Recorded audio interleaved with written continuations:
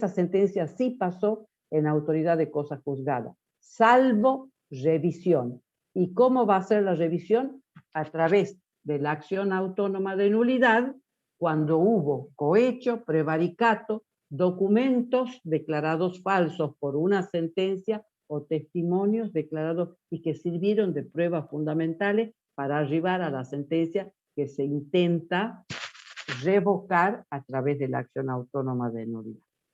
¿Quedó claro? Bueno.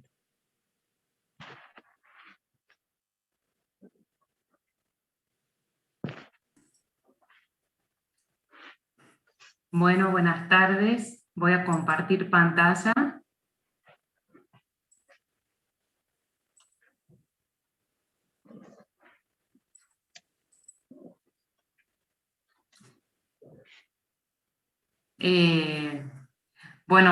Continuando con la unidad 7, a mí me toca dar los puntos 2 y 3 que hacen referencia a la forma y estructura de la sentencia definitiva.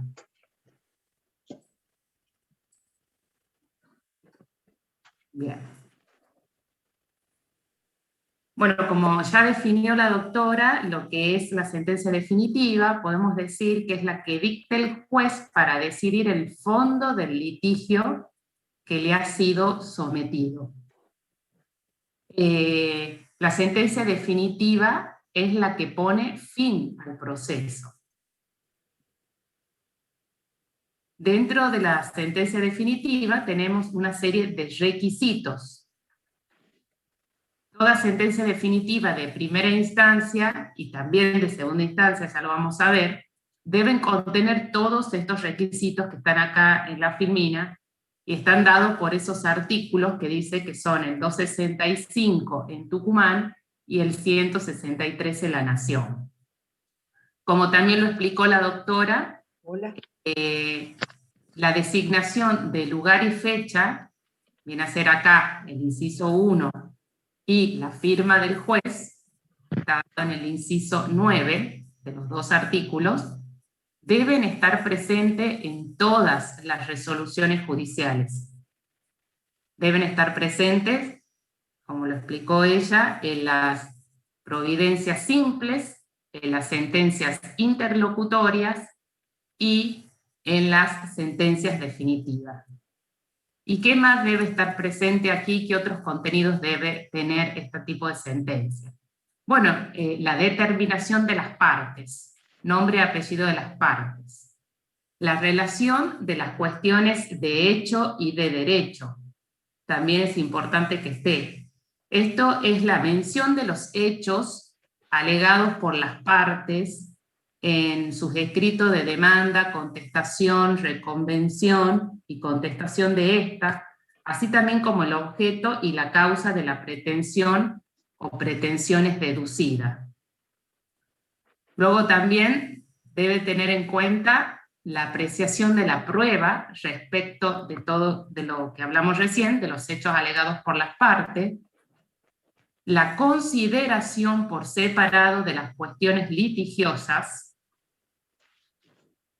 los fundamentos y aplicación de la ley, la decisión expresa, positiva y precisa, con arreglo a las acciones deducidas, declarando el derecho de las partes, condenando o absolviendo en todo o en parte, ya sea de la demanda y reconvención. También en la sentencia definitiva se va a pronunciar el juez sobre la imposición de costas, sobre la regulación de honorarios. También, como lo explicó también la doctora,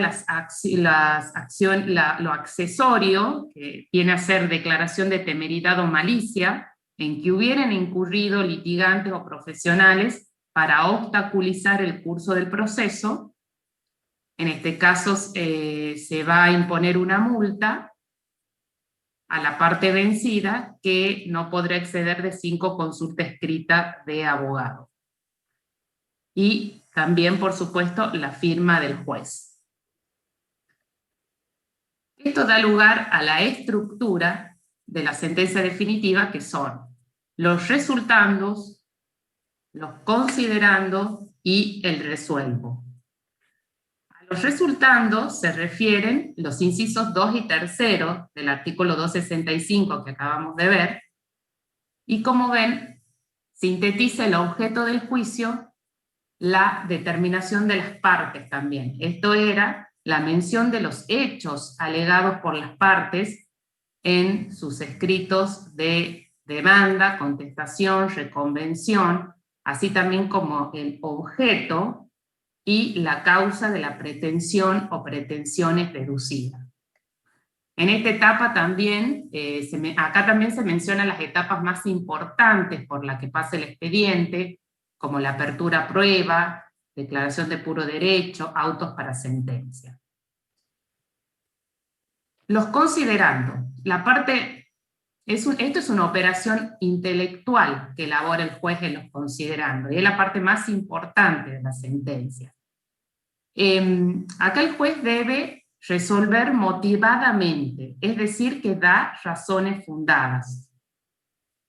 Cabe tener en cuenta también la sanción del nuevo Código Civil y Comercial en el artículo 3, que establece el deber de los jueces de resolver los asuntos que sean sometidos a su jurisdicción mediante una resolución, mediante una decisión razonablemente fundada. Entonces debe dar los fundamentos y de esa manera toma la decisión. A esto hace referencia los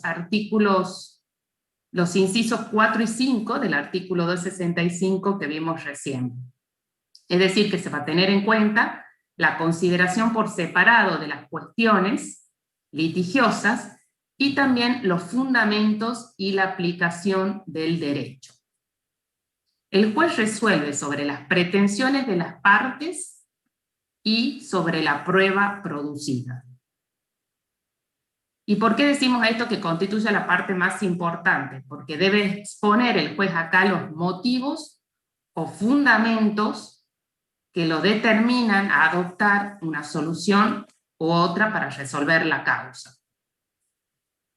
En este tramo del pronunciamiento, el juez debe remitirse a los hechos invocados por las partes, debe confrontarlos con la prueba que se haya producido, apreciar el valor de la prueba y finalmente aplicar la norma o norma jurídica mediante la cual va a resolver el pleito.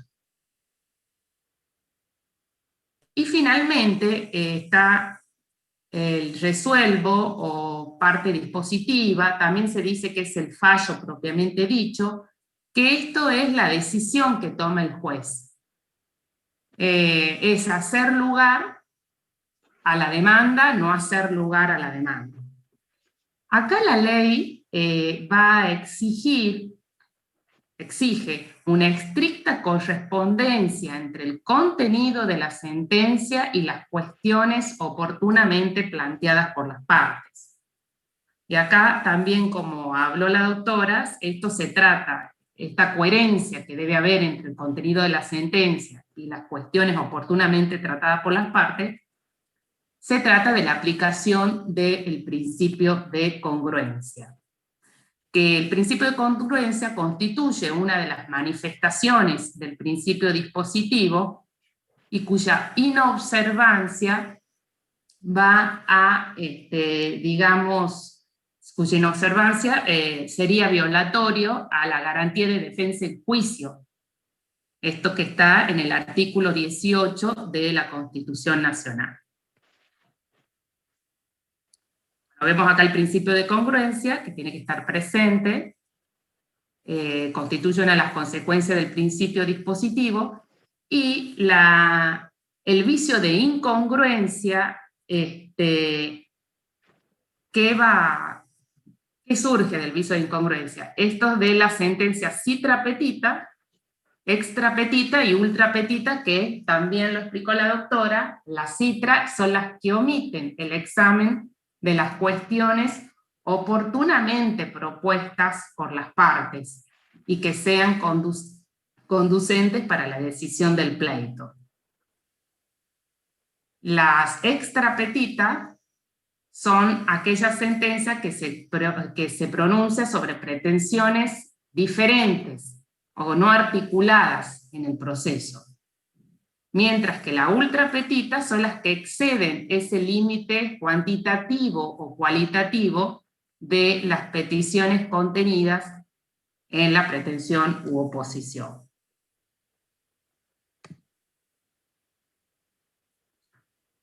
Entrando al tema de la forma y estructura de sentencia definitiva de segunda instancia, está dado por los artículos acá que están en la diapositiva, y que se refieren en cuanto a su contenido a lo mismo que recién vimos en el artículo 265 en Tucumán y en el 163 en Nación.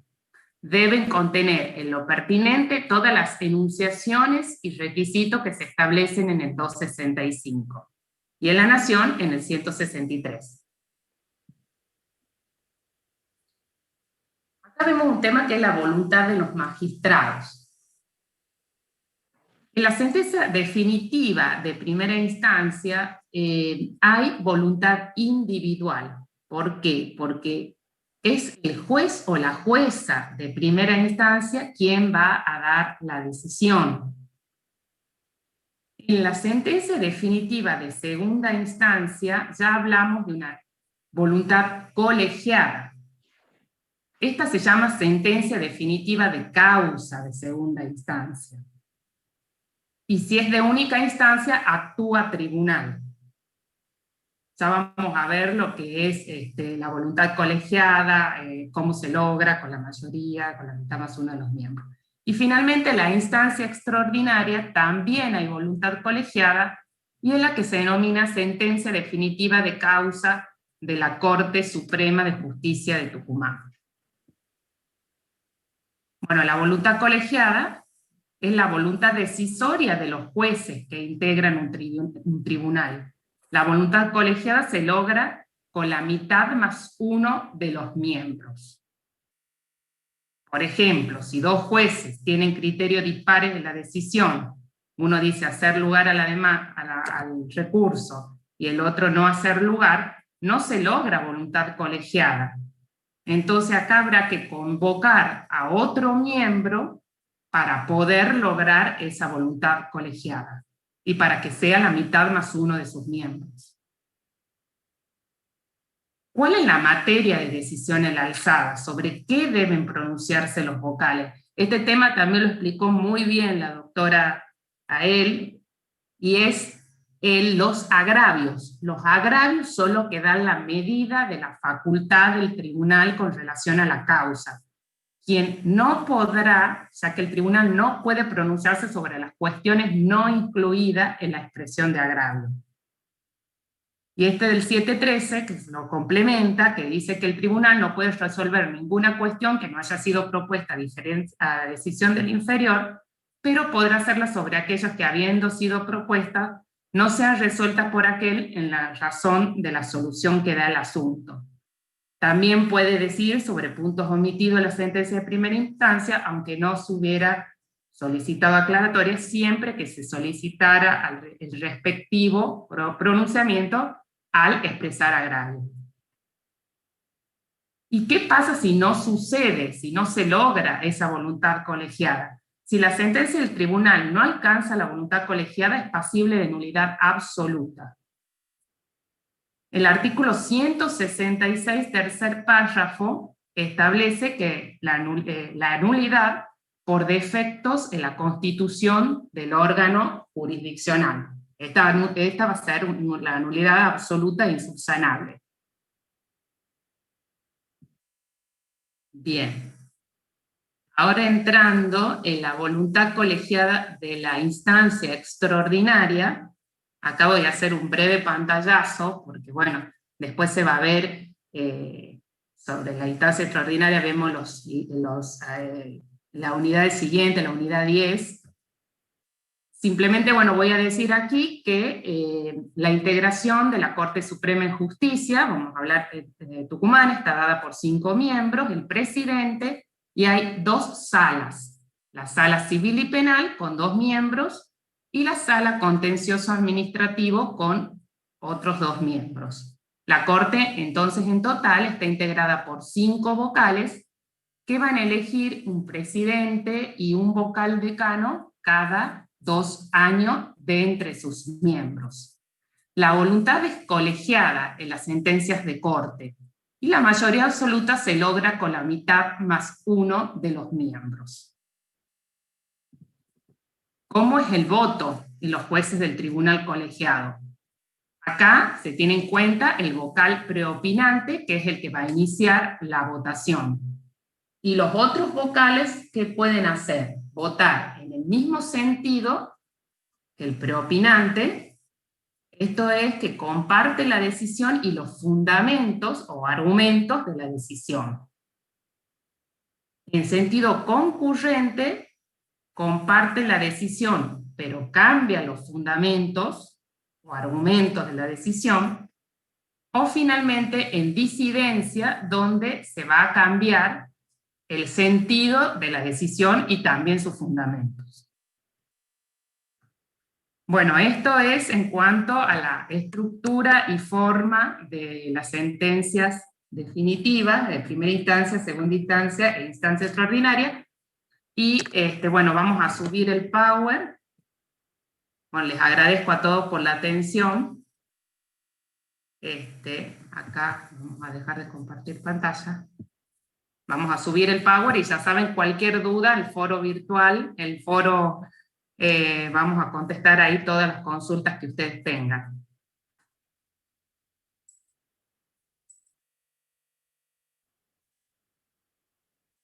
Así que bueno.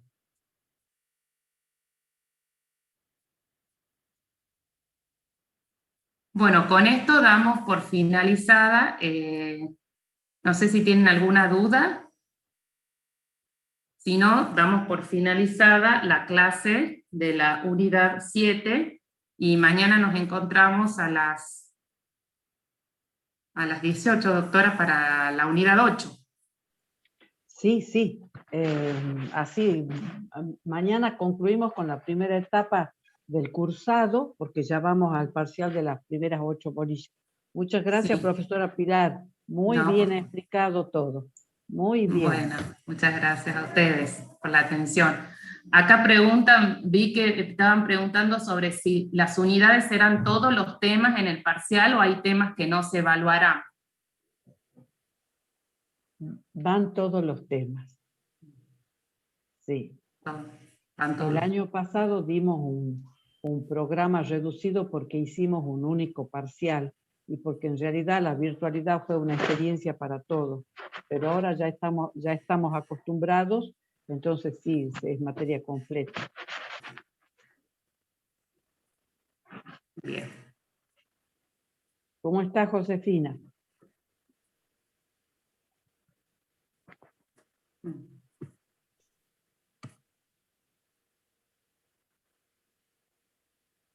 Muy bien. ¿Pueden ya dejar la clase? Estaba con el, perdón, sí. Estaba con el audio silencio. Sí, sí, no importa, no hay problema. Por eso que hacíamos así. Buenas tardes, muy linda clase, doctora Pilar y doctora Inés, muy linda clase. Bueno, muchas gracias. Muchas gracias. Sí, excelente, Pilar. Muchas gracias. Es larguita, está un poco abstracta, así que bueno, a estudiar. No, pero muy bien, muy bien. Chicas queridas, tengo que ir.